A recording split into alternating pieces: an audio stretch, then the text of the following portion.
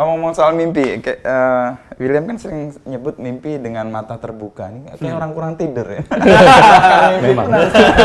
Bisa dijelasin apa maksudnya sih? Aku belajar dalam proses membangun Tokopedia bahwa bermimpi setinggi langit yang dicita-citakan Bung Karno itu seperti apa sih? Ternyata ya sebenarnya sesederhana bermimpi dengan mata terbuka. Yaitu konsistensi sih. Buat saya bermimpi dengan mata terbuka itu apa yang kamu mimpikan, pikirkan, ucapkan, dan lakukan itu harus konsisten. Kalau bermimpi dengan mata tertutup itu ya kayak setiap hari kita mimpi, habis kita bangun kita udah lupa mimpinya apa gitu. Kalau kita sudah pikirin aja nih, itu berubah dari mimpi berubah menjadi rencana. Rencana kita ucapkan, rencana berubah lagi menjadi komitmen. Kalau komitmen kita lakukan, komitmen itu berubah jadi kenyataan gitu. Jadi ya udah sesederhana mimpi, pikirkan, ucapkan, lakukan, seberapa kamu bisa konsisten.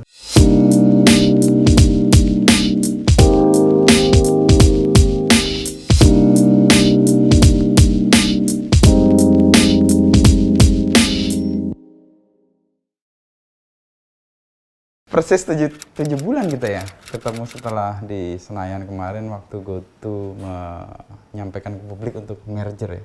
Betul.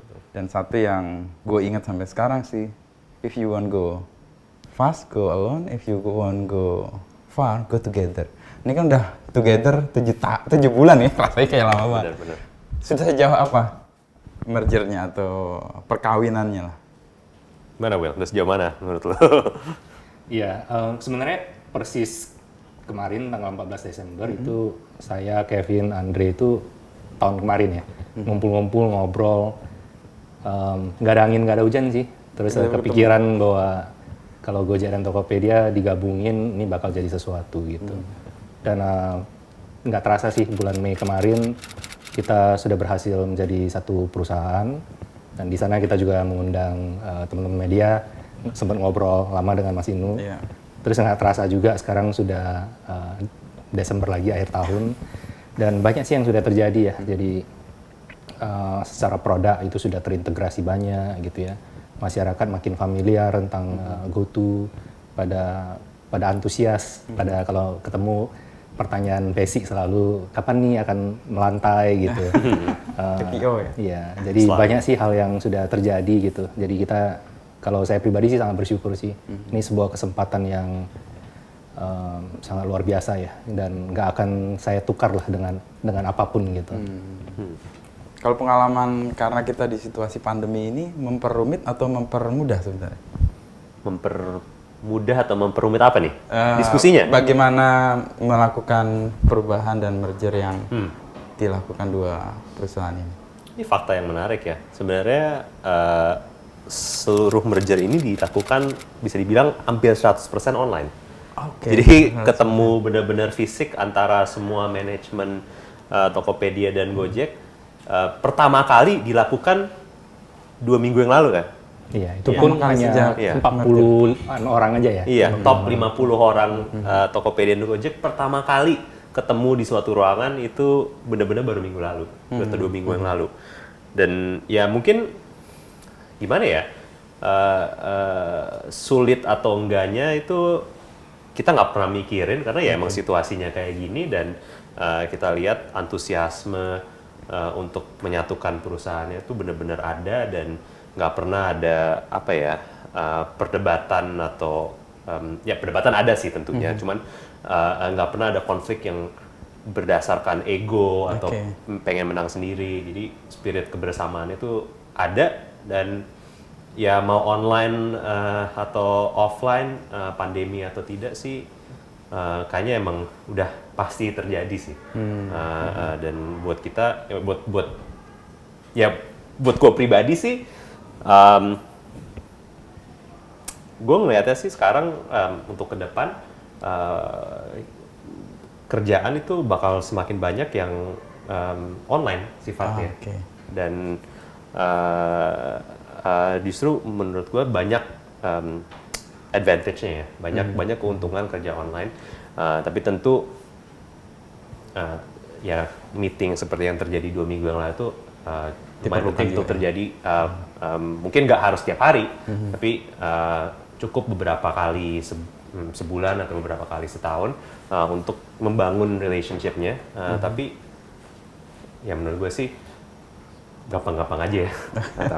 Manusia itu memang ajaib sih ya, Mas Indo. Jadi tanpa terasa ya mungkin kita udah hampir 2 tahun lamanya ya di masa pandemi gitu. Sebenarnya kami sebagai perusahaan teknologi pun ketika awal pandemi itu Gojek dan Tokopedia ini termasuk yang pertama lah, bahkan sebelum pemerintah mengumumkan ayo kita work from home, kita sudah sebelum ada kasus pertama di Indonesia gitu ya. Kita sudah duluan ya? inilah karena memang talent yang kami miliki juga mancanegara gitu ya.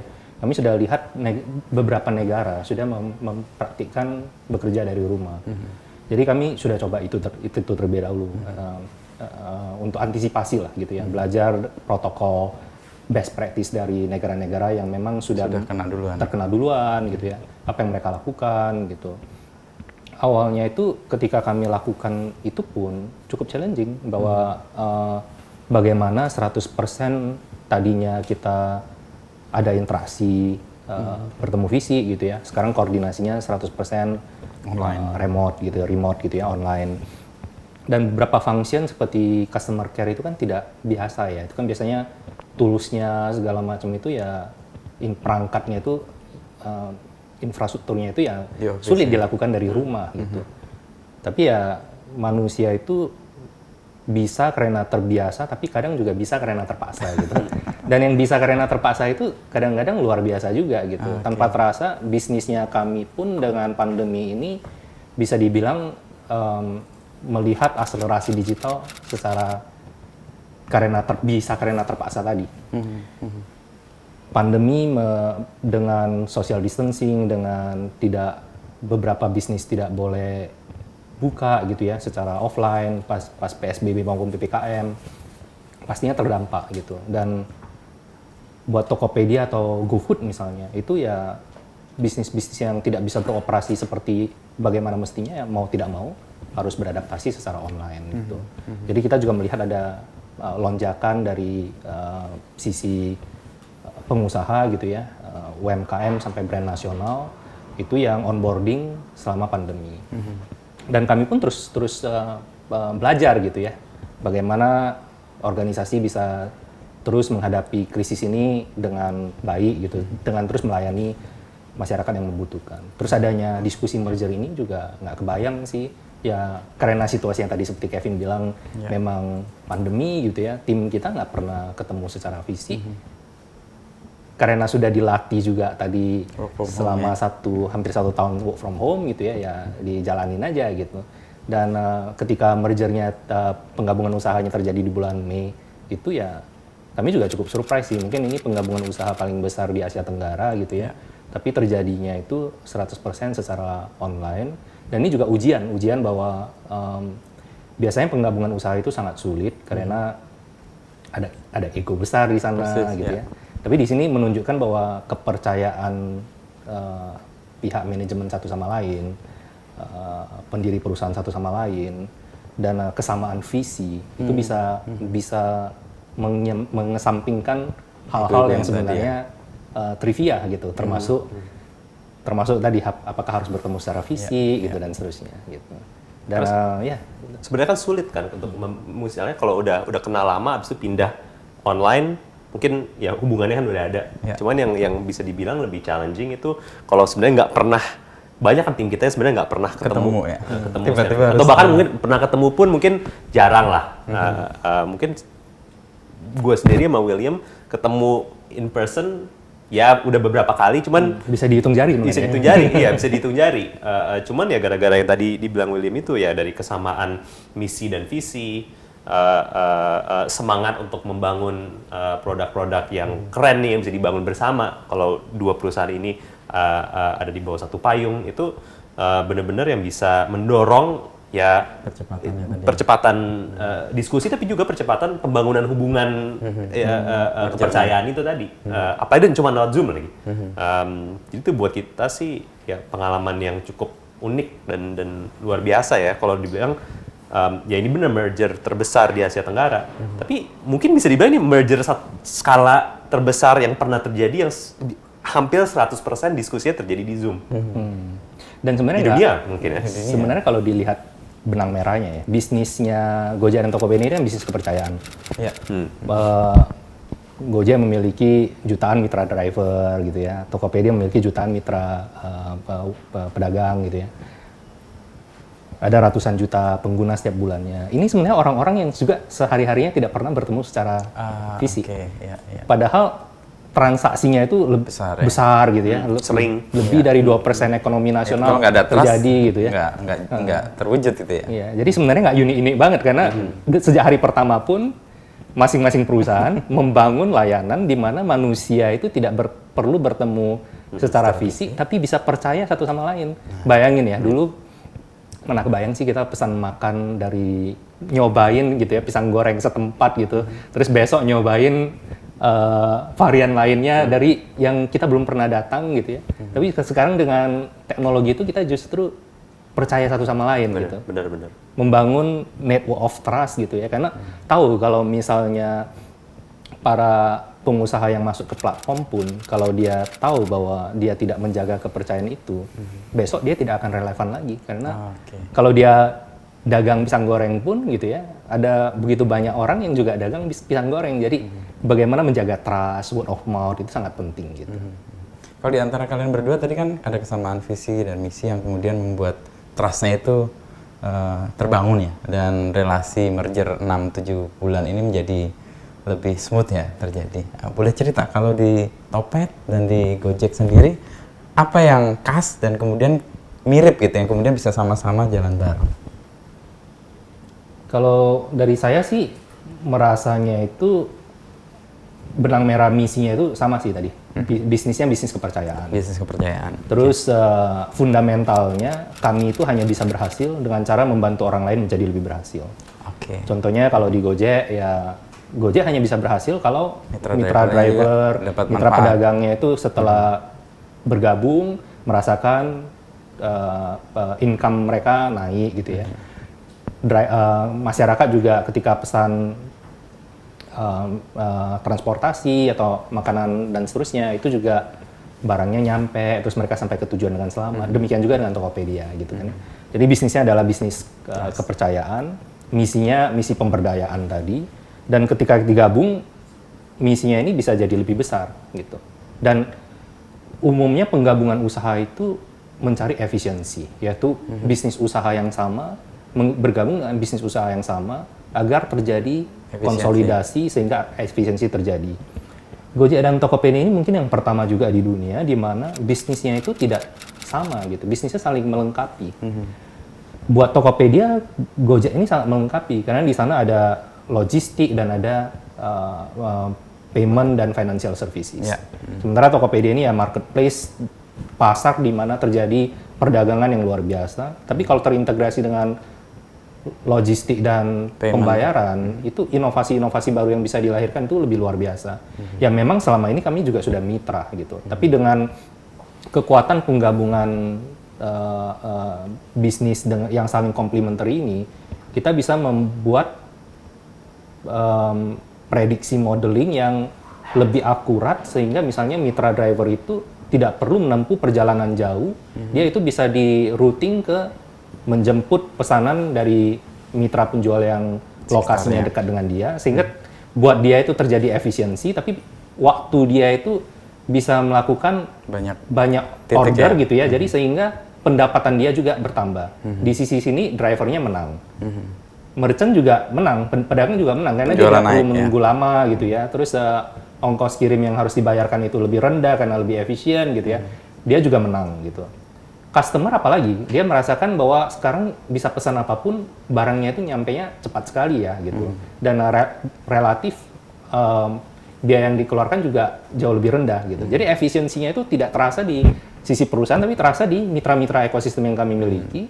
Dan efisiensi itu kemudian membawa income mereka menjadi naik atau pengalaman mereka itu jadi jauh lebih baik gitu. Nah ini hal-hal yang kembali sebuah penggabungan yang tidak mencari efisiensi tapi 1 tambah 1 ternyata tidak menjadi 2, bisa menjadi jauh lebih besar dari secara matematika itu tidak 1 tambah 1 menjadi 2. Gitu. Kalau dari Kevin sendiri? Jadi benang merah yang tadi disebut William, menurut gue itu cukup unik ya di ini karena dua perusahaan ini semangatnya itu Indonesia banget.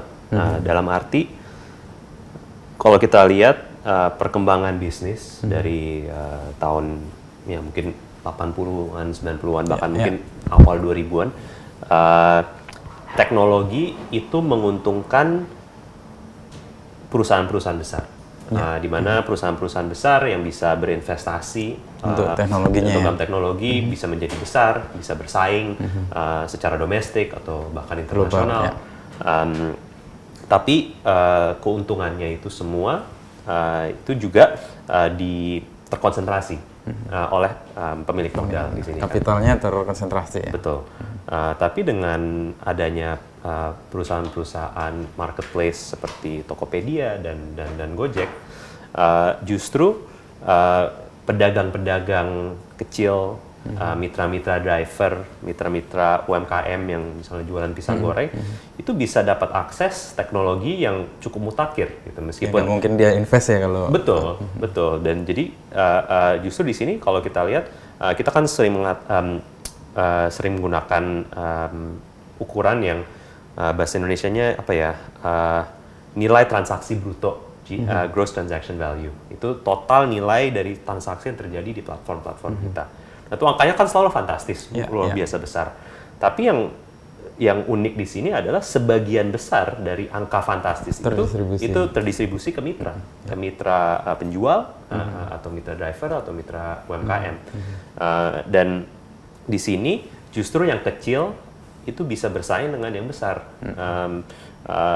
Mitra-mitra UMKM misalnya di GoFood bisa bersaing dengan bisnis-bisnis franchise global misalnya. Penyedia logistik dan penyedia transportasi yang satu individu dengan motor itu bisa dapat dan orderan dan bersaing dalam skala melawan perusahaan-perusahaan yang mungkin punya aset miliaran atau triliunan rupiah. Jadi dua perusahaan ini ya saya bahkan nggak harus mengatakan ini perusahaan mana nih. Dua-duanya bisa menggunakan deskripsi yang sama. Jadi untuk penggabungan ini buat kita sih spiritnya dan bisa dibilang bisnis modelnya pun itu sangat mirip. Dan buat kita di Gojek sih ya kita ngelihatnya ini kesempatan yang luar biasa untuk membangun perusahaan yang unik di dunia, benar-benar unik di ranah teknologi dunia. Ini benar-benar satu perusahaan yang memiliki e-commerce, sistem pembayaran dan layanan finansial, dan on-demand logistics ini cuman kita doang nih. Dan ya buat kita sih ya ini kebanggaan yang unik ya, bahwa perusahaan seperti ini bisa lahir di Indonesia, dan kita mulai mungkin suatu saat punya ambisi yang jauh lebih besar juga secara global. Dan menariknya ya, walaupun ini kita melihat banyak sekali kesamaan, di hari pertama kedua perusahaan ini lahir sebenarnya berasal dari masalah yang sangat berbeda. Tokopedia lahir dari keresahan terhadap anak daerah gitu ya, yang melihat bahwa kesenjangan kesempatan itu besar sekali antara masyarakat yang tinggal di kota kecil dengan di ibu kota misalnya. Jaksel misalnya. Betul. Ya contoh lah, kampung halaman saya Gramedia dulu waktu saya kecil nggak ada gitu ya, jadi harus ke kota Medan 3 jam perjalanan untuk sekedar mengunjungi Gramedia. Dan buat saya Gramedia itu surga masa kecil saya gitu. Jadi bayangkan ketika saya merantau ke ibu kota, itu katanya ibu kota lebih kejam daripada ibu tiri, saya tidak sepakat. Karena saya pantang gitu ya untuk pulang ke kampung halaman saya, karena saya tahu sekali kesempatan untuk apapun itu jauh lebih besar di ibu kota. Akses ke barang dan jasa dapat gitu ya, kesempatan untuk mengembangkan karir ataupun usaha pasti jauh lebih besar gitu. Dan Tokopedia lahir dengan misi untuk menghilangkan jurang pemisah tadi. Bagaimana kita bisa mendorong pemerataan ekonomi secara digital, yang mana mungkin terjadi karena sekarang ya bisa saja tinggal di desa, tapi ya rezeki kota, bisnisnya mendunia itu mungkin terjadi di era dunia internet. Gojek lahir dengan masalah metropolitan gitu. Persis, macet. Macet gitu ya. Betul. Itu Dan tidak efisiensi mungkin ya. terjadi tuh di daerah. Jadi bayangkan ya, lahirnya itu berbeda sekali gitu. Tapi dengan perbedaan yang begitu besar, ternyata ujungnya itu bertemu di satu misi yang sama. Bagaimana tadi membuat teknologi ini jadi mudah, jadi milik semua orang, sehingga tidak lagi bicara bisa kalau punya modal besar, bisa kalau punya teknologi canggih. Sekarang dengan modal relatif kecil, teknologi yang go to persembahkan gitu ya, itu jadi milik semua orang gitu. Kalau dari posisi kalian kan berdua dari berangkat yang sesuatu yang berbeda ya. Tapi kan problem yang kalian hadapin problem real ya. Dan itu kayaknya yang mempertemukan ya. Kalau Gojek kan tadi masalah transportasi, inefisiensi. Gue merasa banget sih tahun 2010 atau 2008 sebelum itu nyari ojek pangkalan itu ya susah banget ya. Nah itu kan kayak problem yang kemudian real dihadapi dan kemudian kalian hadir di situ dan itu kenapa kok trust-nya tinggi karena gue dibantu nih sama aplikasi ini juga Tokopedia. Gojek ngerasa itu sebagai kekuatan juga awal mula menjadi startup yang hadir untuk memberi solusi ke publik itu dan publik senang. Sebenarnya bisa dibilang Gojek itu mulai karena kepercayaan. Kepercayaan bahwa tukang ojek itu sebenarnya bisa dipercaya untuk melakukan banyak hal. Dari mungkin pada saat itu kan persepsinya bisa dibilang nggak selalu positif lah ojek pangkalan. Iya, harga nembak kayak gitu-gitu. Tapi misalnya harga nembak lah. Harga nembak itu bukannya karena si tukang ojek atau ojek pangkalan itu serakah, tapi karena sebenarnya kesempatan yang ada pada saat itu nggak banyak. Mungkin sehari narik 2 kali, 3 kali, 4 mungkin.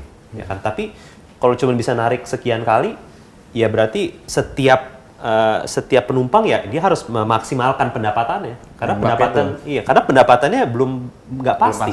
Belum pasti. Mungkin cuma pas pagi hari, pas semua orang lagi mau jalan ke kantor, sama mungkin sore hari, pas semua orang balik dari kantor. Tapi dengan adanya Gojek, orderan itu jauh lebih banyak. Sehari penuh bisa sibuk dan bisa mendapatkan pendapatan, jadi harga bisa stabil. Tapi dulu persepsi yang mungkin nggak selalu positif tentang tukang ojek, menurut kami itu salah. Jadi awal mula perusahaan ini adalah berdasarkan ini awal-awal kita semua tuh Nadim, gue sendiri tuh sering naik ojek, dan kita tahu sebenarnya persepsi itu salah. Persepsi itu salah dan kita ingin membangun suatu sistem yang menunjukkan bahwa tukang ojek bisa dipercaya untuk melakukan banyak hal dan banyak hal yang mungkin bisa dikatakan sangat sangat penting, mengantar keluarga kita, mengantar barang-barang berharga kita, mengantar makanan buat kita. Jadi ini semua yang sebenarnya menjadi awal mula dari Gojek sebenarnya. Tapi insight bahwa melihat tukang ojek pangkalan itu sebenarnya bisa melakukan banyak hal, itu kan nggak banyak orang bisa melihat itu. Nah, Gojek awal-awal melihat itu dari mana? Atau riset ke tukang Gojek atau pernah jadi tukang ojek juga? Saya nggak pernah.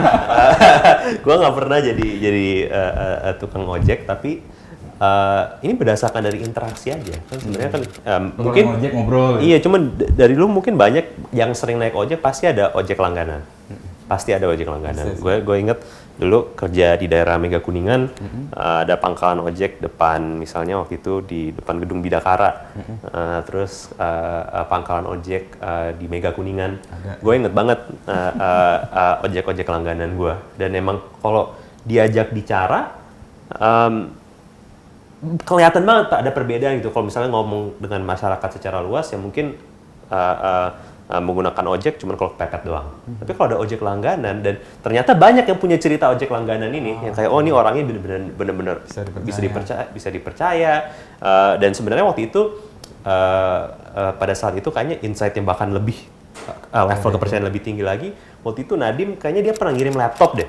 Pernah nitip laptop atau apa ke ojek langganannya dia, terus nyampe barangnya bukannya laptopnya ditilep gitu.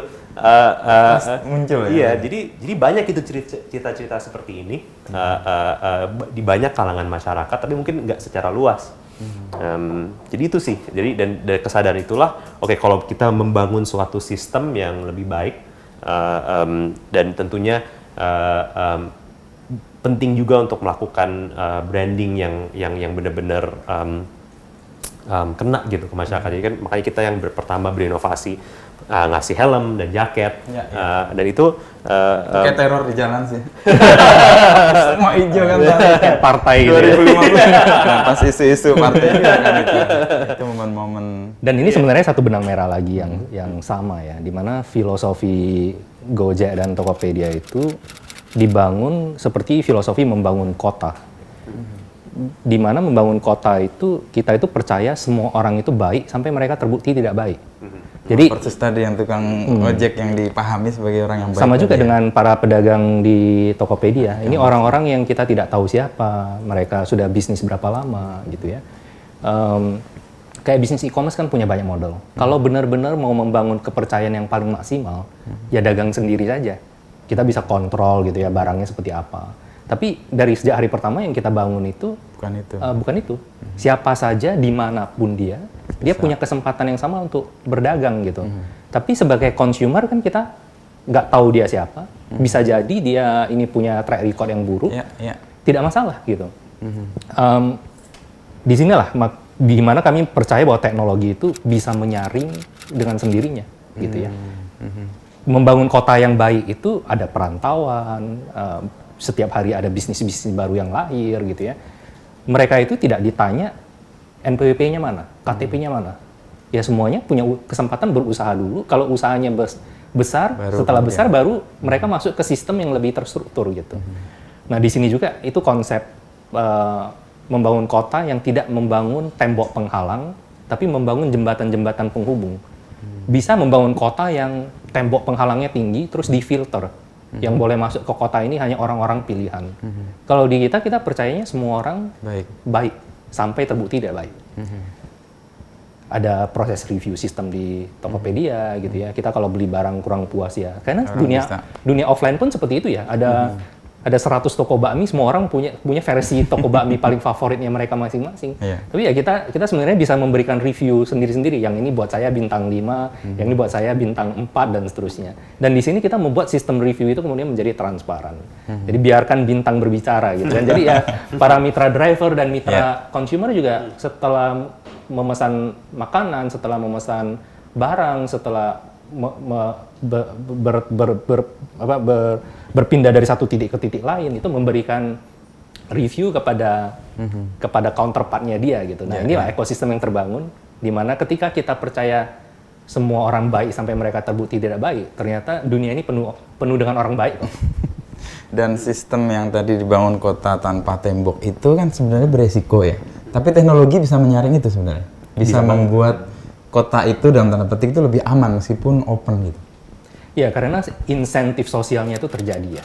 Kalau misalnya ada yang punya intensi tidak baik, di Tokopedia lah katakan. Dia buka toko terus dia maksudnya menipu. Sebenarnya penipuan itu tidak akan terjadi juga karena Tokopedia kan di sini jadi jembatan penghubungnya. Masyarakat membayar pesanan barang dia, kalau barang dia belum nyampe, pembayarannya itu masih aman dijaga oleh Tokopedia. Jadi di sini udah filter pertama. Ya filter keduanya, ya tadi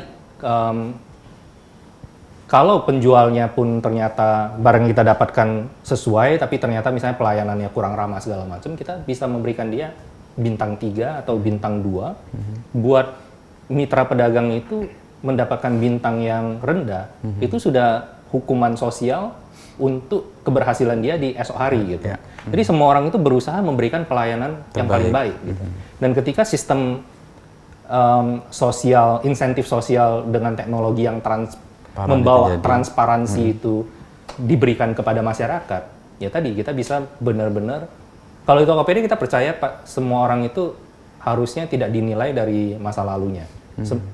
Saya percaya masa lalu itu sudah tidak bisa diubah, tapi masa depan itu ada di tangan masing-masing setiap orang.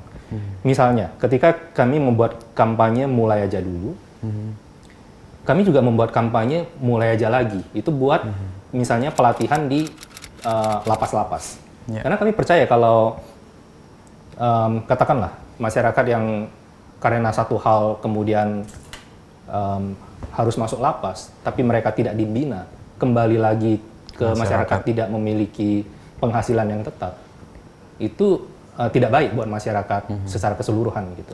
Dan di sini kita bisa membuat kalau sistemnya ini membuat semua orang bisa membangun rekam jejak mereka ke depan atau membangun ulang rekam jejak mereka ke depan.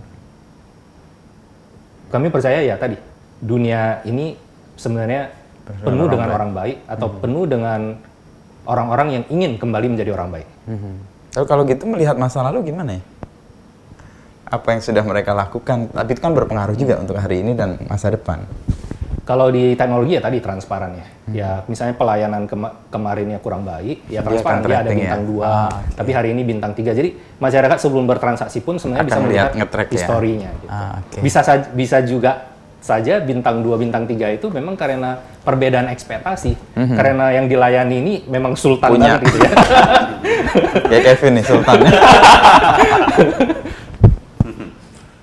Tadi posisinya untuk mendapatkan insentif tadi ya, sosial itu kan tergantung pada subjektivitas orang ya. Dan mengontrol itu menjadi lebih objektif dari jumlah komentatornya atau ada cara tertentu? Itu bagian yang penting sih sebenarnya Mas Inu, dari kan mungkin salah satu keunggulan platform-platform online ini adalah skalanya yang besar. Jadi dan di sini tentunya banyak juga sebenarnya penilaian yang mungkin kurang tepat juga. Tapi kita lihat kalau misalnya kita lihat secara konsisten ada misalnya beberapa kali berturut-turut penilaiannya mungkin kurang baik. Dan itu kan berarti pasti ada trennya dan ada sesuatu yang mungkin salah gitu di sini. Cuman ya kalau kita lihat misalnya ada satu review yang jelek tapi track record-nya panjang untuk punya pelayanan yang bagus, ya mungkin ada masalah ketidakcocokan atau salah paham gitu ya. Di situ ya kita juga sebenarnya mungkin dari Gojek pun kita dulu mungkin terlalu terlalu cepat mengambil keputusan. Misalnya cuma dapat 1 kali rating jelek, kita langsung ada sanksinya gitu.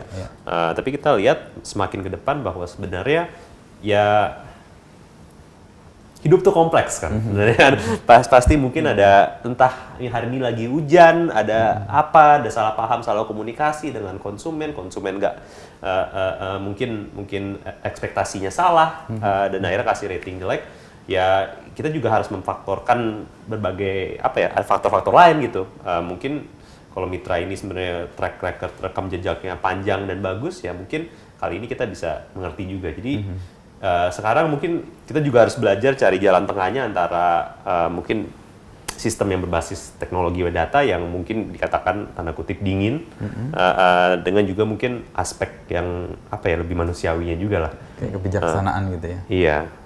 Karena ya tapi poin ini mengenai bagaimana kita bisa mempercayai orang-orang, perusahaan-perusahaan yang kita nggak pernah ketemu itu ya topik yang emang apalagi dulu ya itu mungkin William juga bisa bagi cerita awal-awal, cuman awal-awal pas kita baru bangun Gojek itu pertanyaan nomor 1 orang-orang ini bisa dipercaya atau enggak, dan sebenarnya banyak banget investor yang akhirnya memutuskan untuk nggak invest di kita karena pertanyaan itu, karena persepsi bahwa mereka kan bukan karyawan, bagaimana kontrolnya, bagaimana ngontrol, gimana kalau ada masalah. Dan tentunya dengan persepsi mungkin yang nggak 100% positif tentang tukang ojek, banyak investor ya awal-awal yang sebenarnya menolak.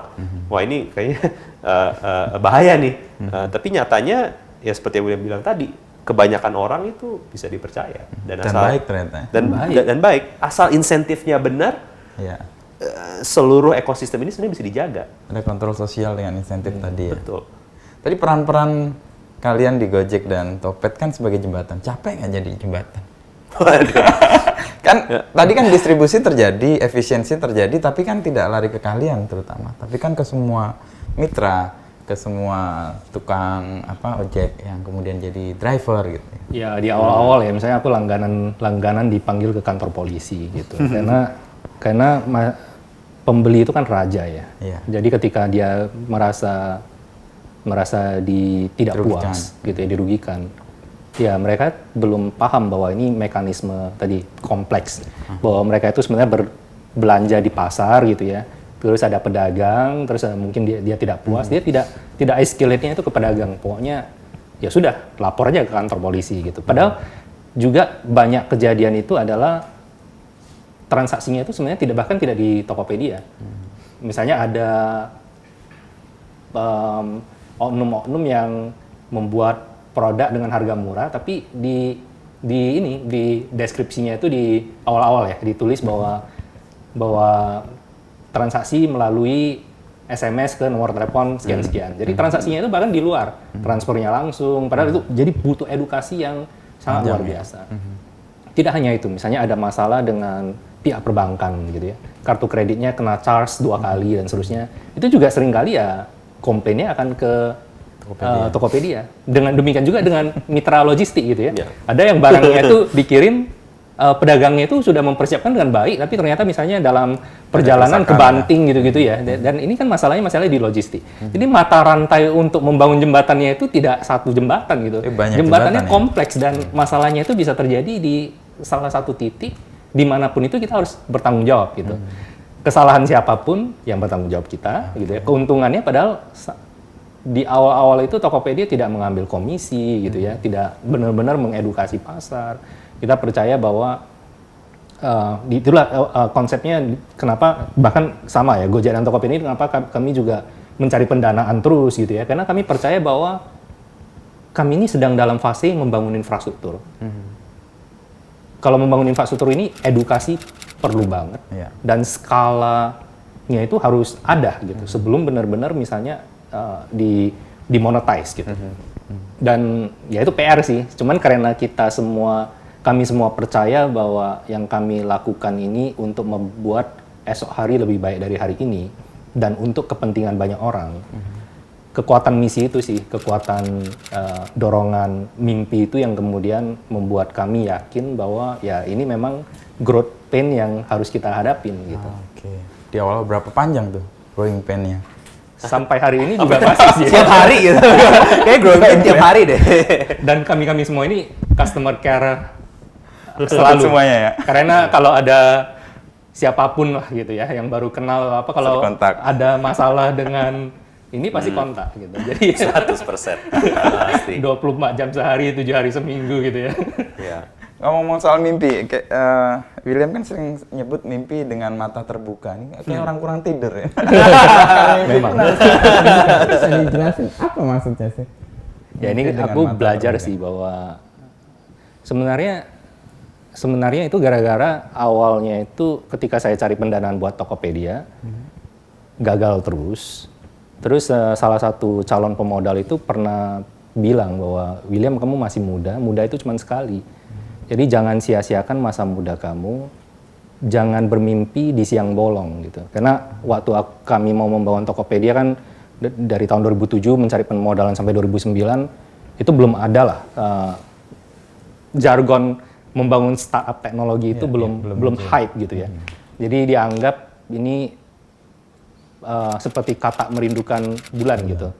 Harus orang-orang di Silicon Valley yang mungkin gitu ya ini. Jadi perkataan soal mimpi di siang bolong, terus role model kamu orang-orang di Silicon Valley mereka adalah orang-orang yang spesial, kamu tidak. Cari mimpi yang lebih realistis itu sebenarnya mengganggu saya banget gitu. Karena aku juga senang baca dan saya merasa bahwa Bung Karno ketika menjadi bapak bangsa kita gitu ya, founding father, dia kan bilang bermimpi setinggi langit gitu. Jika engkau jatuh di antara bintang-bintang. Dan buat saya sedih sekali, kita belum merdeka 100 tahun, anak muda Indonesia itu sudah kehilangan kemerdekaan untuk bermimpi. Jadi apakah benar kita masih merdeka gitu? Karena bermimpi aja nggak boleh dibatasi gitu. Karena ini Silicon Valley mimpinya gitu. Iya. Jadi Indonesia punya dream itu kayak gimana ya gitu. Jadi itu mengganggu aku banget gitu. Dan dari sanalah kemudian aku belajar dalam proses membangun Tokopedia bahwa bermimpi setinggi langit yang dicita-citakan Bung Karno itu seperti apa sih? Ternyata ya sebenarnya sesederhana bermimpi dengan mata terbuka. yaitu konsistensi sih. Buat saya bermimpi dengan mata terbuka itu apa yang kamu mimpikan, pikirkan, ucapkan dan lakukan itu harus konsisten. Kalau bermimpi dengan mata tertutup itu ya kayak setiap hari kita mimpi, habis kita bangun kita udah lupa mimpinya apa gitu. Jadi harus dilanjutkan gitu ya. Kalau mimpinya kita pikirkan, mimpi itu menurut saya berubah wujud. Kalau kita sudah pikirin aja nih, itu berubah dari mimpi berubah menjadi rencana. Kalau rencana kita ucapkan, rencana berubah lagi menjadi komitmen. Kalau komitmen kita lakukan, komitmen itu berubah jadi kenyataan gitu. Jadi ya udah sesederhana mimpi, pikirkan, ucapkan, lakukan. Seberapa kamu bisa konsisten. Jangan mimpinya A, tapi mikirnya B, komitmennya C, gitu, ucapannya C, lakukannya D. Itu sih, itu formula hidup saya yang menurut saya sederhana, tapi berusaha saya jalankan setiap hari. Dari dua mimpi yang kemudian dengan mata terbuka tadi dan kemudian mendapatkan hal-hal baru ya, dan itu nggak jadi copycat kayak yang di luar kan akhirnya. Itu juga memberi kekuatan juga ya bahwa kita lebih unik atau lebih adaptif gitu ya. Ya contoh mungkin Kevin bisa cerita tentang tahun 2015 kenapa kita bisa membuat sebuah inovasi yang pertama di dunia padahal kita dari dua perusahaan yang berbeda. Oh itu ya kita kan pas tahun 2015 kita baru launching aplikasi. Nah, jadi Gojek aplikasinya launching Januari 2015 dan itu sebenarnya aplikasi pertama di dunia di mana satu driver, satu jenis kendaraan bisa melakukan berbagai macam layanan. Itu pertama di dunia. Jadi sekarang kan ramai nih orang-orang ngomongin aplikasi super, satu aplikasi bisa melakukan berbagai hal. Tapi sebenarnya ya kita ngeliatnya pada saat itu ya kita acuannya driver, mitra driver. Mitra driver kan manusia dengan motor. Manusia dengan motor bisa mengerjakan banyak hal. Jadi kenapa enggak kita buka aplikasinya untuk banyak hal. Dan pada saat itu ya pemikiran seperti itu sebenarnya mengarahkan kita untuk berdiskusi sama Tokopedia di 2015 yang kita diskusi, mungkin ini menarik nih, kita kan mitra driver Gojek bisa melakukan banyak hal, kenapa enggak bisa mengirim paket dari e-commerce, dari merchant e-commerce. Dan pada tahun 2015 kita udah bekerja sama, udah bermitra dua perusahaan ini, dan ya gue inget pertama kali kita ini pas sudah jalan nih integrasi, kita testing pertama kali, yang barang yang kita pesen tuh es krim. Barang pertama yang dipesan dalam integrasi Gojek Tokopedia pada saat itu, pada tahun 2015 itu es krim, untuk membuktikan bahwa barangnya satu tentu bakal nyampe, tapi kedua bakal cepet. Bakal cepet nyampe. Karena kalau nggak cair dia. Iya benar, jadi gue inget, gue nggak foto waktu itu, anak-anak pada makan es krim, satu es krim kotak ini yang baru dipesan. Dan itu sebenarnya pertama di dunia, di mana perusahaan logistik on demand atau ride sharing atau apa kategorinya itu bergabung membentuk suatu partnership dengan perusahaan e-commerce. Pertama di dunia nih, nggak pernah. Dan ini 6 tahun yang lalu. Dan ini pain point banget tadi ya, bicara soal membangun jembatan. Ini kan jembatan yang kami masing-masing sudah bangun jembatan, terus dua kota ini ketemu gitu ya. Beberapa transaksi pertama itu tuh sangat-sangat mengganggu karena penjualnya, drivernya minta uang dari penjualnya, terus pembelinya juga minta uang karena ya tadi komunikasinya belum nyambung segala macam, masih sistemnya baru gitu ya, mekanismenya baru. Tapi tadi kekuatan mimpi yang kita tahu ini kalau jalan bakal jadi sesuatu banget, kita lalui itu semua. Ya udah sistemnya, SOP-nya bagaimana kita perbaiki gitu ya. Kalau nanti ada pengiriman laptop kemudian hilang bagaimana? Itu semuanya SOP-nya dibangun gitu sehingga kepercayaannya itu terjadi. Dan itu sangat luar biasa. 9 bulan loh. Jadi Tokopedia dan Gojek itu mengintroduce service ini tanpa yang lainnya berpikiran bahwa ini mungkin gitu. Yang lainnya mungkin mencibir. Nggak mungkin lah, gila ini dua perusahaan yang bukan beda gitu ya, tidak di satu payung sama. Umumnya e-commerce itu pasti akan punya ambisi membangun logistik sendiri. Apakah mereka mungkin ini juga cuma sementara, nanti mereka juga berkompetisi gitu ya. Gojek akan masuk e-commerce, terus Tokopedia akan membangun logistik sendiri. Banyak kecurigaan-kecurigaan, tapi ya kami percaya aja bahwa ayo kita kolaborasi sama-sama lahir di sini gitu ya. Kita mengerti masyarakat di sini, kebutuhan di sini, kompleksitas masalahnya, pasti kita bisa lakukan sesuatu yang unik.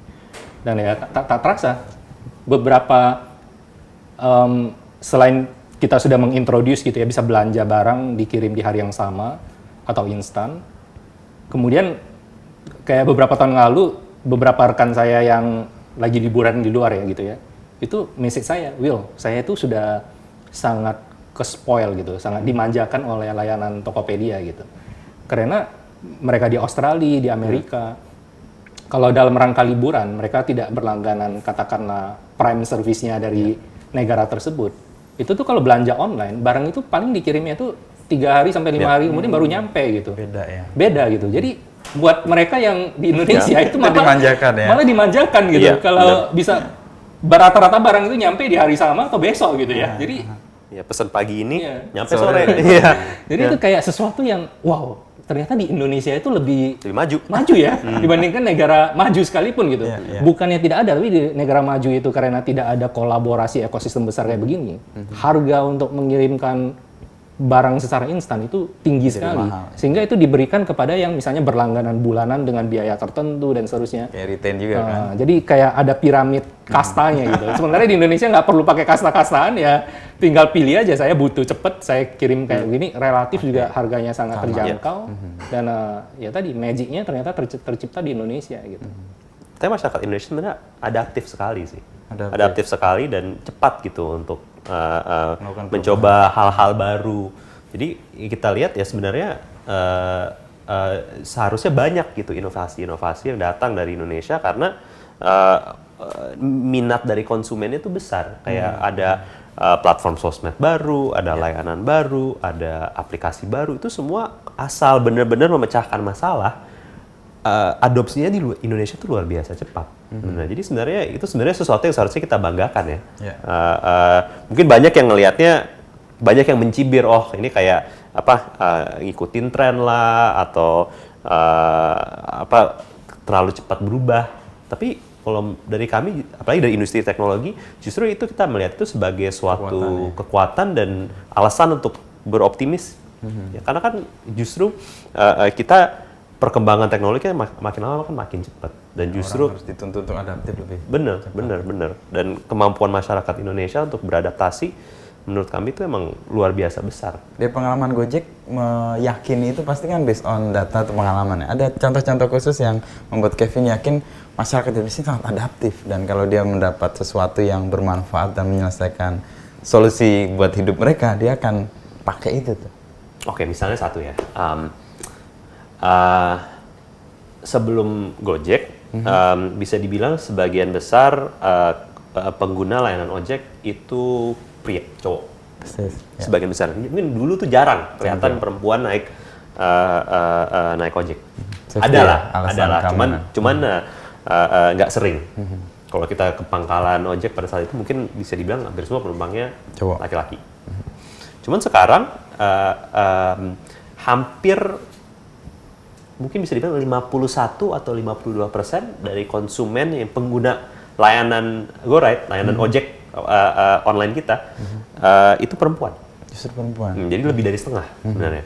Nah ini menurut gue ini menarik banget, karena kan yang behavior yang tadinya mungkin Nggak untuk sama satu sekali. segmen masyarakat benar-benar total, benar-benar Cowok banget. cowok banget dan perempuan nggak ada yang mau pakai, sekarang lebih dari setengah dari jutaan orang tiap hari ya, jutaan orang tiap hari yang sekarang menggunakan ini sebagai layanan transportasi utamanya. Jadi kan ini cuma terjadi dalam jangka waktu ya 6 tahun terakhir, Ya. kan?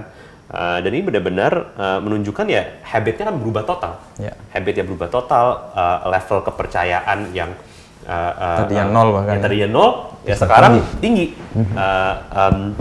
Dan ini dari segala usia kan, ada ya dari yang muda sampai yang tua. Jadi sebenarnya kalau kita lihat ya asal produknya bagus dan ya dari semua keperluan transportasinya itu terpenuhi, dari kenyamanan, keamanan, ketepatan waktu. Ini asal semuanya ini terpenuhi, Pricing. tentunya pricing ya. Ini semua terpenuhi, masyarakat tuh akan beradaptasi dengan cepat. Dan justru yang kita lihat dan banyak apa ya, ini sebenarnya bisa dikatakan ya core dari perusahaan teknologi yang membangun produk itu bagaimana bisa membangun suatu produk yang benar-benar impact-nya gede. Impact-nya gede dan buat kita ya sebenarnya layanan kita, apalagi pada saat itu kan yang benar-benar besar kan layanan transportasi. Kemudian geser ke yang lain ya. Tapi yang sebenarnya yang terjadi dalam layanan transportasi, apa yang kita berikan itu bukan hanya kenyamanan dan harga yang masuk akal, tapi kita juga memberikan waktu kembali ke masyarakat. Gue masih ingat salah satu email pertama yang masuk pas kita baru launching aplikasi ini, kira-kira beberapa bulan setelah kita launching aplikasi di 2015. Emailnya dari seorang ibu yang mengirim email ke kita yang berterima kasih. Dia berterima kasih ke kita karena dia bilang, sebelum Gojek saya setiap hari itu proses pulang pergi kantor itu bisa mungkin 3 atau 4 jam. Setelah Gojek saya mungkin proses tadi yang 3-4 jam sekarang mungkin 1 sampai maksimal 2 jam. Dan waktu yang sekarang saya ada, tambahan waktu ini, saya bisa menggunakan waktu itu untuk bersama dengan suami saya, dengan anak saya, dan dia berterima kasih karena itu. Dan ini sebenarnya yang jadi inspirasi awal-awal nih. Kita sadar sebenarnya apa yang kita berikan di sini bukan cuma layanan transportasi. Kita benar-benar merubah kehidupan sehari-hari orang, di mana orang bisa menggunakan waktu luang itu untuk hal-hal yang lebih penting, seperti keluarga, pertemanan, hobi. Dan sebenarnya itulah masalah yang kita bantu memecahkan. Jadi mungkin kita lihat masalahnya adalah kemacetan, tapi sebenarnya bukan. Masalahnya adalah jumlah waktu yang terpakai dalam kemacetan itu. Dan ya seperti yang kita semua tahu ya, waktu itu satu-satunya yang nggak bisa dibeli kan. Pokoknya ya kita waktu di dunia ini cuma sekian. Dan sebenarnya dengan konsep membangun kota dengan meruntuhkan tembok penghalang tadi, tanpa disadari ekosistem GoTo ini menciptakan banyak pengusaha baru. Dan pengusaha itu sangat kreatif. Pengusaha itu pasti dilatih untuk tadi menjadi kreatif gitu ya, beradaptasi dengan cepat gitu. Mayoritas dari platform kami ya sebenarnya pengusaha baru. Tadinya tidak memiliki usaha pertamanya terjadi di ekosistem kami. Di masa pandemi ini terlihat sekali yang resilient gitu ya, yang bisa bukan cuma survive tapi thrive gitu ya. Itu ya rata-rata yang bisa beradaptasi dengan cepat.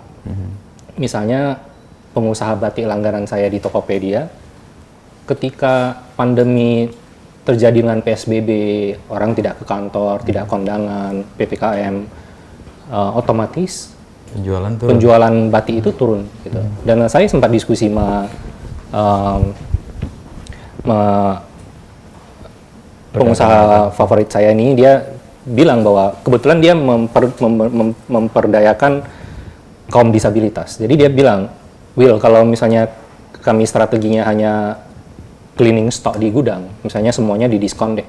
Bulan ini mungkin penghasilannya akan cukup. Tapi bagaimana bulan depan? Karena kebutuhan itu tidak akan ada gitu. Kebutuhan orang untuk membeli batik itu tidak urgent lagi gitu. Disinilah kekuatan masing-masing pengusaha itu diuji. Dan dia mengambil langkah untuk pivot, ambil langkah untuk bikin produk baru. Dia melihat saat itu krisis masker. Orang-orang menunggu masker impor, kemudian para pedagang lama banget waktu itu kita ya. Pedagang masker itu pada membuat harga tinggi gitu ya. Jadi di sanalah kekuatan UMKM kita, para pengusaha kita juga berpikiran bagaimana kalau mereka membuat masker kain gitu. Mungkin tidak 100% seperti penjualan sebelumnya. Seperti penjualan sebelumnya, tapi ini akan bisa menutupi demand yang ada, yang supply-nya tidak ada gitu. Dan dari sana mereka pivot lagi, melihat tren bahwa orang-orang yang work from home itu butuh baju rumahan yang nyaman. Sehingga kembali membuat produk baru lagi yang baju rumahan gitu. Sehingga di sini tidak fokus terhadap harus jualan batik, tapi para pekerjanya bisa terus dipekerjakan, bisa membuat produk varian baru, tidak perlu berkompetisi di harga, tidak perlu membanting harga hanya untuk hidup bulan ini. Inilah adalah kekuatan-kekuatan yang cerita-cerita yang kami punya lebih dari 11 juta. Setiap pengusaha itu punya cerita mereka masing-masing. Bagaimana bertahan, bagaimana beradaptasi. Dan setiap hari ketika kami dikelilingi oleh mereka. kekuatan itu, kami juga belajar terus. Dan jadinya kami juga punya semangat yang sama bahwa di titik tersulit apapun kita nggak boleh menyerah loh. Karena yang menggantungkan harapan ke kami ini Banyak banget. gitu. Untuk para wirausahawan itu adaptif, kalian memberi insight data ke mereka atau mereka biasanya melihat dari mereka masing-masing punya data? Kami provide analytic tools, tapi sebenarnya kami percaya instingnya mereka itu sih. instingnya. Mereka karena lebih dekat dengan nadi lapangan gitu ya. Iya. Jadi justru kebanyakan itu kami justru dapat feedback dari mereka. Misalnya Karena tools insting seperti mereka apa ya. yang mereka perlu bangun gitu ya. Kategori apa yang mesti, misalnya ketika banyak suara-suara, misalnya selama ini kami kalau UMKM ya itu butuh event untuk Muncul, mempromosikan ya, produk dikenal baru, ya. mengenalkan produk baru gitu. Kita bantu sih untuk memberikan Insight. insight. Kurang sering sih menurut gue. Kita emang lagi tahun depan plannya kita mau ngasih insight yang lebih banyak ke restoran-restoran yang ada di GoFood. Tapi kita biasanya tiap tahun ada laporan tren. Ya, laporan laporan tren apa tren yang biasanya kita baca. lagi hits. Makanan apa yang paling sering misalnya 2015 semuanya martabak. Ya, Ini ya. zaman dari 2015 The year itu, of martabak. itu tahun martabak. Semua orang buka martabak kan, kayak mau artis, semuanya pokoknya buka tempat Persis. martabak. Gue ketemu Nadim tahun itu, tiba-tiba Nadim bawa martabak dari GoFood yang Ya, antar pasti, waktu itu. pasti. 2015 lah martabak. 2016 kayaknya waktu itu mulainya ini es kopi susu deh. Yes. Ada Tren terus itu. Iya, terus 3-4 tahun yang lalu ayam geprek. Itu jadi kita tiap tahun bakal ada laporan-laporan tren yang bisa bantu gitu untuk orang-orang mungkin bangun menunya terinspirasi dari ini. Itu kurang sering sih kita setahun sekali emang dengan pesatnya perkembangan tren-tren ini kita harus lebih cepat lah, dan kayak rencananya tahun depan bakal lebih banyak.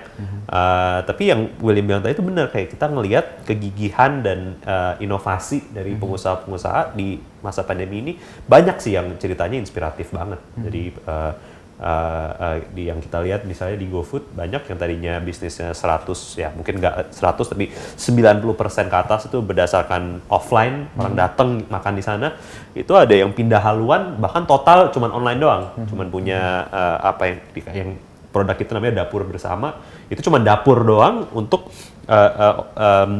masak, terus semuanya kita kirim lewat GoFood, dan banyak itu yang udah pindah haluan ke sana dan sukses. Menunya harus dirubah gitu, menu apa sih yang sebenarnya enak untuk, kan nggak semua makanan itu enak buat dikirim. Iya, iya. Ada yang mungkin Faktor harus makan di tempat. mungkin harus proses penggorengannya agak beda, dan itu semua tuh sebenarnya adaptasi yang harus dilakukan. Tapi untuk pengusaha-pengusaha yang beradaptasi dan inovasinya benar-benar tepat sasaran, justru pandemi ini bisa jadi kesempatan. Dan harapan kita ya lebih banyak gitu cerita-cerita seperti itu. Tadi Gojek sama Topet itu kan berkolaborasi karena sadar bahwa ya udah kita akan membesarkan market bersama ini. Kesadarannya karena nggak mau berkompetisi, atau udahlah kita nggak main ke tempat mainnya Topet, ini nggak main di tempat mainnya Gojek, atau ada hal lain yang membuat kemudian jadi satu? Sebenarnya mungkin kalau tidak ngobrol, satu hari nanti pasti akan berkompetisi sih, karena ada ruang-ruang yang bersinggungan gitu ya. Kita bisa Itu lihat udah ada persaingan dikit. Dulu udah persaingannya ada lah dikit. Ya. Di pulsa, digital billing, itu banyak kan udah ada beberapa yang bersaing. Crossing gitu udah. Jadi core bisnisnya kami mulai dibangun oleh Gojek gitu ya, tapi belum benar-benar jadi fokus utamanya mereka gitu. Tapi kalau kita lihat perusahaan teknologi juga rata-rata seperti itu. Kompetisinya itu kompetisi kecil sih sebenarnya, bagian dari bisnis kita yang bisa dibilang bersinggungan. Agak bersinggungan, cuman bukan core bisnis kan. Jadi buat kita alasan perusahaan yang digabungkan bukan karena jangan berkompetisi, tapi justru yang seperti William tadi bilang, daripada mikirin yang itu yang sebenarnya pada saat itu emang belum besar kompetisinya, kita lebih ngelihat potensi dari penggabungan ini, kita bisa bangun apa sih bersama-sama. Bukannya untuk menghindari kompetisi, tapi melihat produk-produk, layanan-layanan apa yang secara unik bisa kita bangun seandainya kita berdua itu dalam satu perusahaan. Jadi lebih ke optimismenya sih daripada penghindaran dari sesuatu yang negatif. Dan balik ke openingnya Mas Inu sih, bahwa if you want to go fast, you go alone. If you want to go far, go together. Jadi sebenarnya sama. Setahun yang lalu kita ngobrol gitu. Sebenarnya ya kita bisa go pabrik masing-masing. Everything will be fine gitu ya. Tapi kalau kita benar-benar mau jauh gitu ya. Kayaknya harus bergabung. Mau mengubah gitu ya. Bayangkan kalau 2015 kita bisa melahirkan inovasi pertama di dunia hanya modal percaya satu sama lain gitu ya. Kalau kita satu payung yang sama, kita benar-benar bisa ngulik gitu ya, bisa membuat prioritas roadmap yang sinerginya itu diutamakan. Bisa jadi, pasti bakal jadi jauh lebih luar biasa gitu sih. Itu sih excitement masa depannya sih. Penggabungan dengan dua ini, kalian sadar nggak mengambil alih peran negara yang besar, Bang? Peran apa tuh Mas Ino? UMKM misalnya kan, kalian kan membina itu secara tidak langsung kan, memberikan layanan, services yang membuat mereka tadi nggak harus investasi banyak hal, tapi mereka bisa menggunakan itu untuk berkompetisi, yang lokal pun bisa berkompetisi di nasional. Itu kan tugas-tugas negara sebenarnya, memberikan akses yang sama kepada semua orang. Ya kami berharapnya sih bisa terus jadi mitra strategis ya, karena seperti kemarin kita dengan pemerintah daerah, kalau selama ini kan dengan pemerintah pusat, tapi kedepannya kita juga mau dengan pemerintah daerah gitu ya, roadshow ke kota-kota yang menurut kami dengan pandemi ini, jangan sampai, ini juga keunikannya GoTo lah. Kebanyakan e-commerce itu membuat border itu hilang, tapi jadinya yang punya supply chain terbaik di dunia, sayangnya saat ini bukan Indonesia. Sehingga masyarakat Indonesia misalnya bisa belanja langsung dari pabrik di Tiongkok. Itu otomatis akan membunuh UMKM kita. Dan di sini kami punya keberpihakan. Keberpihakan kami bagaimana membantu pengusaha lokal bisa bertumbuh dan masyarakat itu kalau bisa belanja dari pengusaha lokal, hyperlokal namanya. Dan itu sudah terjadi di apa yang dilakukan oleh Tokopedia dan khususnya GoFood selama ini. Contohnya sebelum ada GoFood, mana kebayang sih sebuah warung kecil gitu ya bisa kemudian bombastis gitu. Sebuah pisang goreng di daerah tertentu bisa tiba-tiba bombastis gitu. Nah ini kan yang membuat equal playing field buat UMKM yang masih kecil tiba-tiba punya akses yang besar gitu. Tidak melulu harus franchise besar gitu. Dan ini sih yang kita lihat bahwa ini bisa jadi keunikan tertentu. Dengan adanya jutaan mitra driver dan pengusaha lokal. Bagaimana kalau misalnya orang kalau misalnya di Aceh buka aplikasi kami, kalau dia cari sesuatu, kalau memang produknya itu ada dari pengusaha setempat, karena pengusaha lokal pun sekarang bersaing dengan pengusaha ibu kota, jangankan dengan pabrik di Tiongkok gitu ya. Jadi skalanya itu harus ada yang memikirkan keberpihakan tersebut. Dan dengan teknologi tadi kita bisa buat yang di daerah itu tidak kalah dari di ibu kota, yang di ibu kota itu tidak kalah dari pabrik di luar gitu. Nah inilah sebenarnya satu hal yang mimpi kami, fokus kami ke depan, bagaimana mendorong inovasi berbasis lokal tadi dengan kekuatan ekosistem yang kami miliki. Dan itu pastinya butuh juga pemerintah itu mendampingi dan melihat kami sebagai mitra strategis gitu. Karena teknologi itu pedang bermata dua, tapi kami percaya bahwa kalau teknologi itu dipakai dengan bijaksana, manfaatnya itu jauh lebih besar daripada ancaman yang ada. Karena kalau kita melihat teknologi hanya dalam kacamata ancaman, toh perubahan ini akan terjadi juga gitu. Kita tidak bisa halangi. Tapi bagaimana kita bisa mendorong teknologi ini jadi baik gitu ya, dan di scale dengan cepat sehingga semuanya beradaptasi lebih cepat gitu.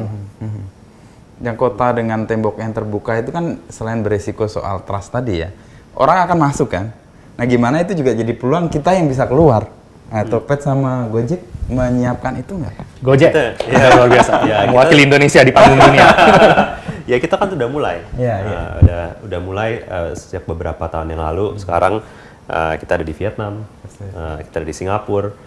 Buat kita sih waktu pertama kali launching di Singapura pada saat itu ada kebanggaan sih. Kan kita mungkin selalu agak-agak minder gitu di Singapura. Kadang-kadang kan Indonesia mungkin ngeliat wah Singapura ya wah banget, negara maju. Tapi pertama kali waktu itu gue pesen Gokar di Singapura. Terus datang Alphard, dan datang Alphard, terus orang Singapura yang bawa, yang udah ngasih masukan ke kita, dan masukannya kebanyakan positif. Itu ada kebanggaan tersendiri sih, untuk tahu bahwa ada produk yang lahir di Indonesia, sekarang digunakan oleh mitra diver dari Singapura, dari Vietnam, digunakan oleh konsumen Singapura dan Vietnam, dan suatu ciptaan kita itu bisa diterima dan diterima dengan positif, itu wah luar biasa banget sih buat kita. Dan buat kita ya, ambisi kita dari dulu gimana caranya ya kita bukan cuman suatu produk dan suatu perusahaan yang hanya di Indonesia, tapi bisa bagian dari ekonomi digital dunia. Dan harapan kita ya Tokopedia juga sebentar lagi akan bergabung di ya Ancah internasional. Iya. Sejak hari pertama mimpinya sama ya, bahwa Gojek maupun Tokopedia mau jadi perusahaan teknologi kelas dunia yang kebetulan lahirnya di Indonesia, dan kebetulan lahirnya itu dari masalah-masalah yang sangat khas di Indonesia gitu. Tapi sebenarnya dengan kualitas produk yang kami miliki, terbukti selama 1 dekade ini kan kita itu bertempur di Indonesia itu melawan raksasa-raksasa yang memang nomor 1 di dunia untuk kategori tersebut gitu. Jadi itu ini Lionel Messi sama Cristiano Ronaldo lokal. tiap minggu itu sebenarnya kompetisinya Liga Champion gitu ya. Dia mau ngomongnya perusahaan Asia Tenggara, mau apa, pasarnya itu pasti Indonesia ini dengan populasi keempat terbesar dunia, itu tidak terhindari adalah pasar yang tidak bisa di-ignore oleh dunia gitu. Jadi kalau buat Tokopedia, kami fokus jangka pendeknya bagaimana tadi untuk membantu pengusaha nasional bertahan terhadap perubahan zaman agar mereka tidak hilang, karena kita tidak bisa jadi negara yang hanya menjadi pasar aja, ya. Kita harus bisa mendorong sektor produktifnya dan sektor UMKM dan sektor wirausahanya untuk ikut maju di era digital. Tapi menurut kami kalau narasinya itu adalah membawa produk mereka langsung ekspor, itu terlalu cepat. Karena bagaimana mereka bisa ekspor ketika jadi tuan rumah di negara sendiri saja belum mampu gitu. Jadi jangan sampai juga lebih besar pasak daripada tiang gitu. Disinilah bahwa kekuatan GoTo bergabung, dan sebentar lagi kalau kita berhasil melantai, masyarakat akan menjadi bagian dari GoTo gitu. Disinilah kita hanya masalah kapan, bukan masalah akan gitu ya. Hanya masalah kapan. Dan hanya masalah kapan ketika kita sudah melihat kita mampu membuat pengusaha daerah, pengusaha nasional minimal bertahan, dan sebagian bahkan bisa menjadi pemenang, menjadikan pasar Indonesia bukan pasarnya orang luar, bisa menikmati pasar Indonesia, bukan jadi tukang tapi jadi tuan rumah di negara sendiri. Itulah adalah titik-titik di mana layanan Tokopedia juga akan mulai ekspansi ke karpet-karpet hijau yang sudah digelar oleh Kevin di beberapa negara gitu. Dan ini juga kekuatan, when you want to go fast, go alone, when you want to go far, go together. Masing-masing vertical bisnisnya itu evolusinya itu bisa sendiri-sendiri gitu ya. Tapi sebenarnya yang dia seperti Lego block, sudah dibangun oleh Kevin, ya nanti tinggal bisa jalan gitu ya. Nah, itu juga sesuatu yang kalau Tokopedia lakukan sendiri itu akan lama sekali. Itu juga satu hal yang membuat saya tahun kemarin itu merasa bahwa ini kesempatan yang tidak akan datang lagi gitu. Masing-masing di antara kita mungkin bisa membangun apa yang dicita-citakan GoTo, tapi mungkin 10 tahun itu baru nyampe di titik tertentu. Kalau kita bergabung, 10 tahun itu bisa setahun selesai ya? Setahun selesai gitu. Ya, itu yang sebenarnya tadi kata Kevin, waktu itu tidak bisa dibeli gitu. Tapi sekarang bahkan di Indonesia pun udah nggak cukup untuk bilang kita yang terbaik di Indonesia. Bukan kita bilang kita yang terbaik, tapi maksudnya di saat sekarang tuh bilang kita yang terbaik di Indonesia pun itu sebenarnya nggak cukup, karena sekarang persaingan kita itu bukan hanya dengan lokal doang, ya kan, kita harus bersaing dengan perusahaan-perusahaan dari seluruh dunia, talenta dari seluruh dunia. Jadi ini mungkin banyak yang melihat dunia teknologi ini hanya seru dan kantornya keren dan kayak gitu-gitu. Cuman ini ada juga fakta bahwa persaingannya tuh luar biasa. Persaingan tuh luar biasa dari kelas lawannya, dari Liga Champion tadi. Iya, benar-benar. Jadi sekarang Liga 1. Iya, kita nggak bisa bilang bahwa kita juara Liga Nasional, kita yang paling jago. Tapi lawannya Real Madrid, lawannya Barcelona. Jadi buat kita ya benar-benar kita harus bisa cari gitu, cari solusi-solusi produk-produk yang inovatif, layanan-layanan yang tepat karena buat kita ya ini pasar yang luar biasa penting untuk semua perusahaan yang punya ambisi dunia. Nah, jadi buat kita ya kita harus benar-benar menjadi yang terbaik dan harapan kita suatu saat kita bisa jadi saingan di negara-negara lain juga, di mana perusahaan-perusahaan kelas dunia ini sekarang mungkin masih jadi raja. Dan itu yang dilakukan dengan mau melantai itu ya, memberi kekuatan baru untuk bisa Salah satunya. jalan lebih jauh dan lebih, ya mainnya lebih jauh lah kalau anak-anak sekarang kan dia bilang gitu ya. Katanya perkara kapan kan? Kapannya ada Itu pertanyaan yang selalu ditanyakan oleh semua orang ya. gue tanya terakhir. Itu mungkin top 3 pertanyaan yang ditanyakan ya. Dan jawabannya selalu sama. Tunggu tanggal. Tapi kalau kalian sekarang pada posisi ini ada dalam mimpi dengan mata terbuka kalian dulu nggak? Atau berubah terus? Enggak. Sama sekali enggak ya. Nggak tahu ya. Kalau dari gue nggak tahu kalau William ya. Dari Lu cita-cita lu apa dulu? Wah, dulu seberapa lama nih? Mungkin kalau Ya SMA itu setidaknya yang kita bisa sadar dengan cita-cita kita kan SMA. Kalau SD kan ya asal sebut aja kan? Atau enggak? Atau sadar cita-cita kapan? cita-cita pertama gue sebenarnya astronot. Wow. Sebenarnya. Sama loh. Oh ya? Gara-gara Habibie atau gara-gara Pratiwi Sudarmono zaman dulu kan? Nggak tahu, selalu tertarik aja dengan antariksa dan dunia di luar sana. Cuman mungkin kalau gue sih mungkin dari dulu emang pengen punya usaha sendiri ya. Mungkin itu cita-cita realistisnya lah, tanda kutip. Dan ya untungnya mungkin kejadian sekarang. Tapi pas baru awal-awal membangun Gojek, nggak ada yang membayangkan bakal bisa jadi sebesar ini. Nggak pernah ada bayangan. Gue inget banget pertama kali kan yang bangun proyeksi finansial pertama kali di Gojek kan gue. Nah, gue inget banget proyeksinya itu kita bangun presentasinya, PowerPoint-nya pada saat itu masih pakai PowerPoint. Ambisi kita dalam 3 tahun bakal se-Jakarta. Pada saat itu cuma Jakarta Selatan doang. Jadi tahun pertama itu Jakarta Selatan mungkin agak pusat. Gesernya ya? Ya mungkin 3 tahun se-Jakarta. Tapi dalam jangka waktu 3 tahun kita udah jadi perusahaan nasional. Perusahaan internasional kemudian. Iya, dan jadi makanya kita ya nggak pernah, ya ini mungkin nggak bisa dibilang ini semua direncanakan. Cuman kita melihat antusiasme dari masyarakat, kita terus bangun produk yang harapan kita tuh bisa membantu memecahkan masalah untuk mitra diver, mitra merchant, mitra konsumen. Dan ya perkembangan ini ya terjadi gitu secara organik dan sebenarnya di luar bayangan kita sih. Ini udah mungkin berkali-kali lipat lebih besar dari bayangan awalnya ya.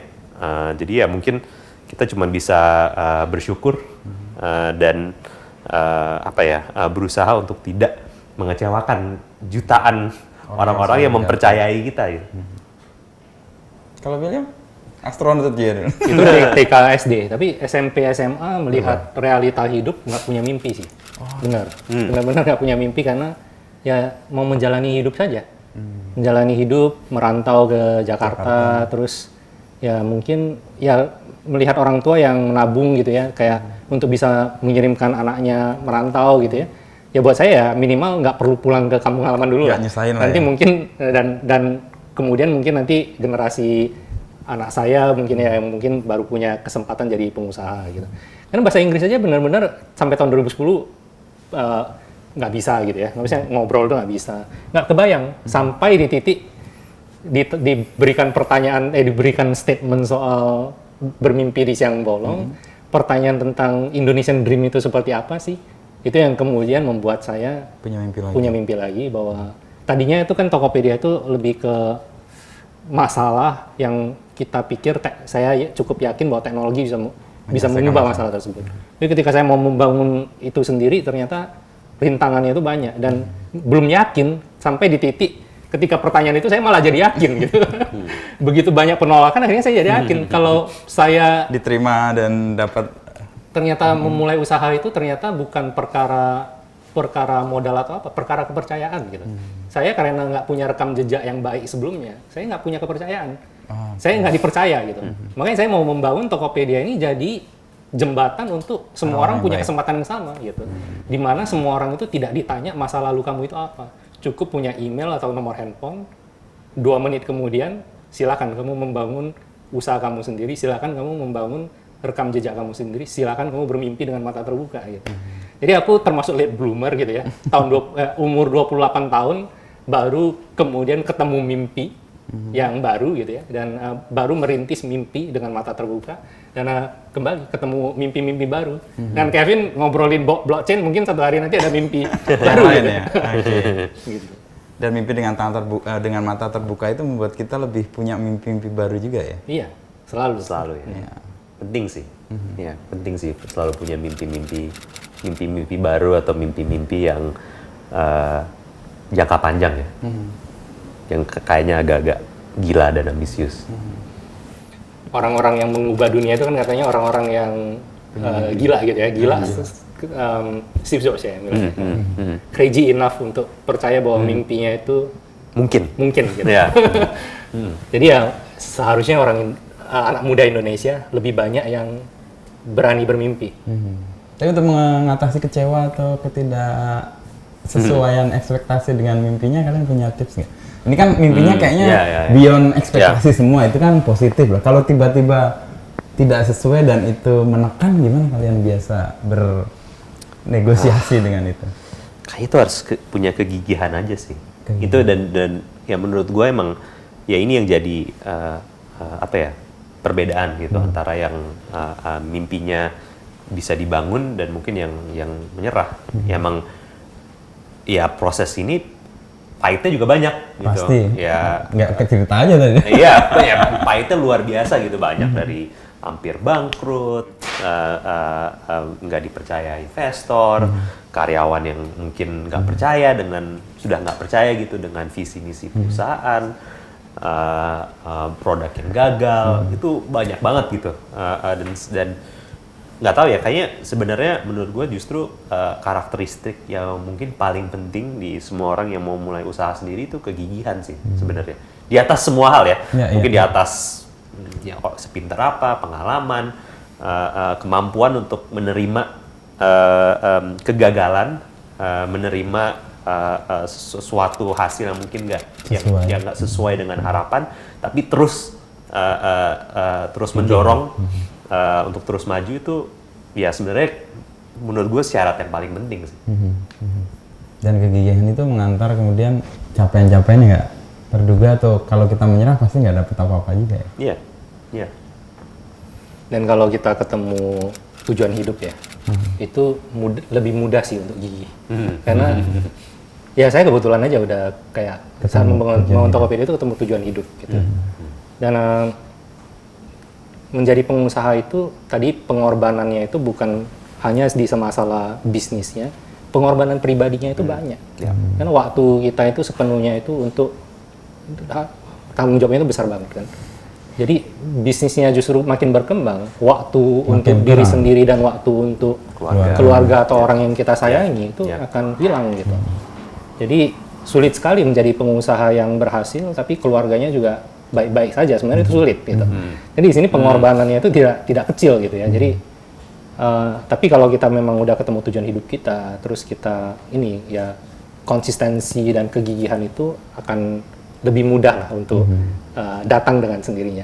Untuk kita mengamini bahwa ayo gigih lagi, ayo kegagalan kemarin kita lupakan, mulai hari ini dengan lembaran baru, hari ini semoga bisa lebih baik dari kemarin, itu relatif lebih mudah diterima. Iya. Kalau punya tujuan hidup tadi. Kalau punya tujuan hidup. Sekarang terakhir, tujuan hidup Kevin dan William apa? Waduh. William. Itu harus pikir dulu sih. Kalau tujuan hidup saya dulu itu sesederhana membuktikan bahwa anak muda Indonesia itu boleh loh bermimpi. Bahwa masa lalu sudah tidak bisa kita ubah, masa depan bisa kita bangun sama-sama. Ya tujuan hidupnya itu sebenarnya Tokopedia tadi. Bagaimana bisa membuat Tokopedia itu menjadi platform di mana semua orang punya kesempatan yang sama. Pemerataan ekonomi secara digital. Tapi setelah membangun Tokopedia setelah 12 tahun, tujuan hidup saya berikutnya itu bagaimana membangun institusi yang tidak seperti kerajaan, tapi seperti universitas. Bagaimana artinya itu apa? Universitas itu bisa hidup ratusan tahun dan tetap harum namanya karena kualitas dari lulusan-lulusannya. Seberapa mereka berkontribusi terhadap masyarakat. Kualitas guru dan pendidiknya dan muridnya. Gitu. Kalau kerajaan itu terkenal oleh rajanya. Dan saya ingin Tokopedia sekarang GoTo itu 100 tahun ke depan semoga masih ada gitu ya, dan masih dikenal gitu ya, menjadi salah satu perusahaan paling berpengaruh atau meaningful di dunia gitu. Jadi itu harapannya. Dan jadi buat saya itu next step-nya itu bagaimana saya bisa memastikan tongkat estafet kepemimpinan, bahwa pemimpin Tokopedia berikutnya itu akan membawa Tokopedia lebih baik. Buat saya pemimpin yang baik itu adalah pemimpin yang menciptakan pemimpin-pemimpin yang lebih baik dari diri mereka. Artinya ketika mereka lulus atau tidak aktif sehari-hari, organisasinya itu justru lebih baik, bukan lebih buruk.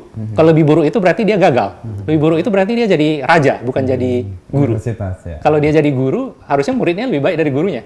Gitu. Kalau jadi raja turunannya belum tentu lebih baik dari raja-raja sebelumnya gitu. Jadi tujuan hidup saya berikutnya itu. Ujiannya adalah apakah saya bisa memberikan tongkat estafet tersebut, dan apakah setelah tongkat estafet tersebut diberikan, Tokopedia akan lebih baik, bukan lebih buruk. Dan buat saya penerus itu punya beban yang lebih besar. Karena saya, Kevin, itu selalu punya privilege. Karena kami pernah mendirikan perusahaan dari nol jadi sesuatu. Jadi kami punya dosa apapun. Nggak Saya ada diingat. Diingat, dia diampuni. gitu.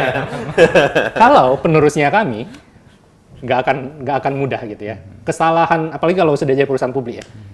Kesalahannya itu mereka akan selalu dicibir bahwa mereka ini bukan pendiri. Jadi selalu ada romantisme kerajaan di sana. Padahal institusi yang bagus itu sifatnya tidak kerajaan. Jadi ini ada perbedaan ekspektasi pasar dengan sebenarnya apa yang baik untuk sebuah institusi. Jadi itu sih, itu cita-cita saya yang belum kewujud dan semoga kewujud. Kegigihannya akan terbangun dengan tujuan hidup kayak gini. Vin, udah mikir kan? Udah, untuk William panjang. Sebenarnya gue mikir sebenarnya apa ya benang merah dari banyak hal-hal yang gue kerjain dan banyak hal-hal yang pengen gue kerjain. Sebenarnya kalau boleh jujur, tujuan hidup gue adalah untuk melawan atau merubah status quo. Itu sebenarnya kalau gue lihat benang merah ya. Makanya cerita dari tukang ojek itu benar-benar sesuatu yang gue benar-benar passionate banget. Karena pada saat itu kelihatan bahwa ya mungkin masyarakat pada umumnya melihat bahwa realitanya seperti ini. Tapi sebenarnya nggak seperti itu.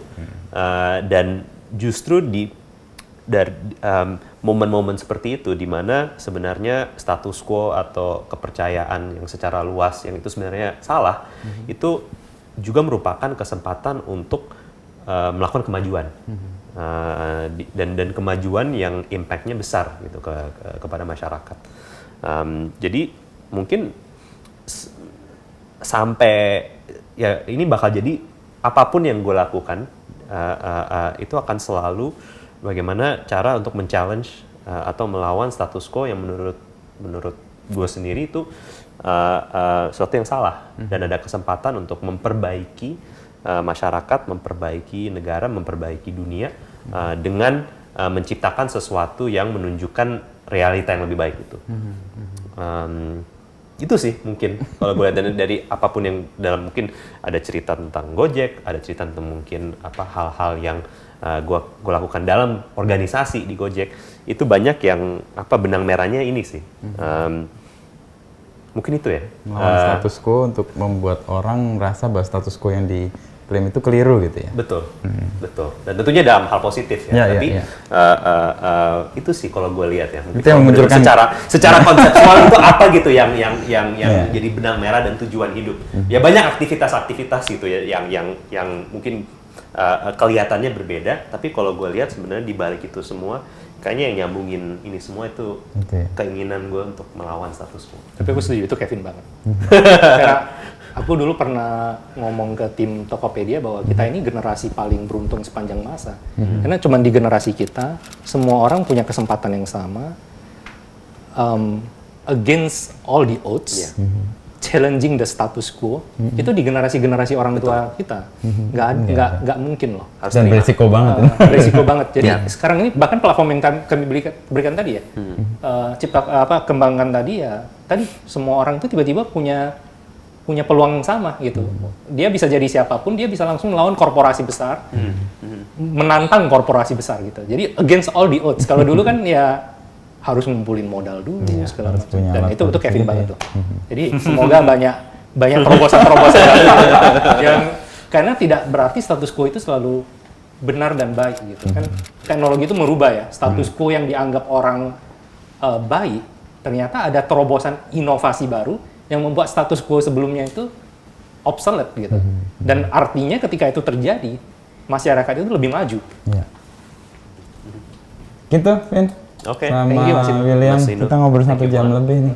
Terakhir dengan tujuan hidup yang kemudian membuat kita, ini aja ya, tujuan hidup membuat kita gigih ternyata. Dan kalau belum ketemu tujuan hidup, mungkin kita akan gonta-ganti dan nggak punya pegangan juga. Tapi nggak apa-apa. Memang semua orang harus melewati proses itu sih. Untuk dapat satu posisi yang kemudian dia harus berubah lagi. Ya. Ya William tadi kan punya 2 tahapan ya untuk mimpinya juga. Iya. Tujuan hidupnya berubah Iya. dan berganti. Dan nggak apa-apa, harus berubah dan berganti. Dan dalam banyak teori apa ya kebijaksanaan itu manusia kan di 3 fase kan, 0 sampai 25, 25 50, 50 75 atau 50 beyond ya. 0 25 itu belajar, 25 50 tuh giving back ke masyarakat. Jadi itu kembali lagi ke diri ketika 50 dan dia menyatu dengan masyarakat lagi. Ya mungkin tahapan-tahapan itu yang tujuan hidupnya membuat kita punya gigi. Thank you, sukses buat Kevin dan William dan GoTo pasti. Thank you. Siap. Terima kasih Mas.